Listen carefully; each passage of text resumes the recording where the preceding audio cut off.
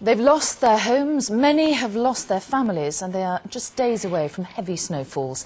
That's the terrifying plight of 800,000 people who are still without shelter following the Pakistan earthquake. It's a plight aid workers are battling to ease. People like Jonathan Pierce from the medical charity Merlin, who's been working in the worst affected regions of Pakistani Kashmir. We asked him to keep a video diary documenting his time helping some of the victims of the earthquake. We flew over the mountains to villages where 2 weeks on from the earthquake there were still hundreds of people severely wounded and in need of help. We set up camp in the village of Panj Kot, and within minutes we were surrounded by the walking wounded and the injured carried from the mountain in their beds. One of the first to be brought in was 12-year-old Mukhtiar. He'd been trapped in his school when the earthquake struck. He had serious hip and spinal injuries. Our doctors could see he had to be evacuated to a hospital quickly.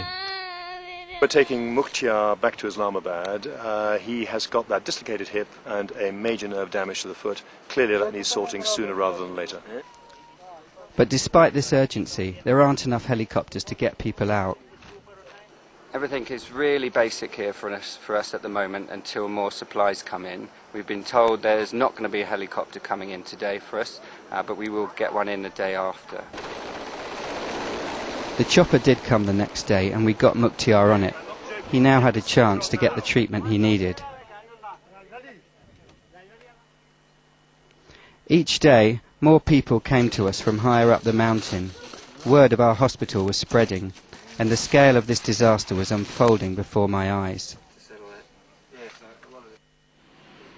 I'm at the main hospital in Islamabad, where most of the evacuees from Panj Kot have been brought. And this morning I found Mukhtiar, who was just about to go in for an operation on his back. He's clearly going to need a lot of care here, but he's certainly more comfortable than he was when I last saw him. Now he'll get the treatment he needs to get better. But thousands of others are set to spend the harsh winter in their ruined villages. Merlin's hospital will be there to help as many as we can. Many more victims like Mukhtiar.